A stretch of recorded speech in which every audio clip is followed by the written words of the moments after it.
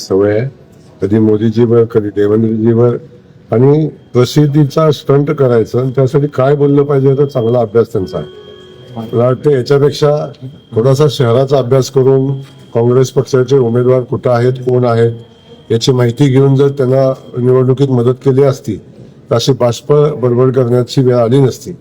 प्रणितीताईंना ही सवय आहे आणि प्रणितीताई ह्या सोलापूरच्या खासदार नाही तर दिल्लीच्या खासदार आहेत आणि त्यांचा कार्यक्षेत्र फक्त राहुल गांधींच्या समोर सवंग लोकप्रियतेसाठी मोदींच्यावर बोलणं आणि त्यातून काही सिंपती मिळते का पाहणं एवढंच काम त्यांचं आहे.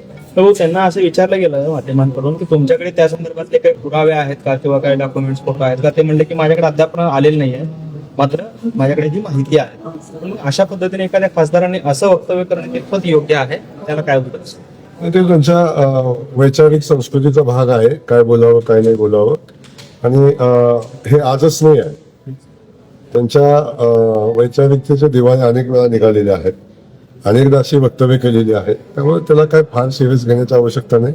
मला तर शहरच त्यांना सिरियस घेत नाही, काँग्रेस पक्षही त्यांना सोलापूरचा सिरियस घेत नाही. माझं त्यांना आव्हान आहे, फक्त शहरामध्ये उभा राहिलेल्या उमेदवारांची नावं त्यांनी सांगून दाखवा काँग्रेस पक्षाची.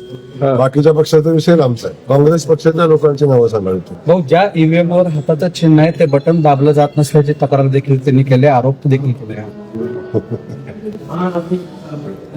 आता काय आहे, त्यांना ही सवय आहे. आणि ती ज्या टीम मध्ये त्या राहतात दिल्लीतल्या, त्यामध्ये जनाधार गमावलेल्या लोकांची टीम जी काँग्रेस पक्षामध्ये आहे की आपल्या पराभवाची वेगवेगळी कारणं शोधण्यामध्ये ते पटाईत आहेत आणि त्या टीम मध्ये ह्या सामील असल्यामुळे त्यांना अशी वक्तव्य करायची सोय झाली.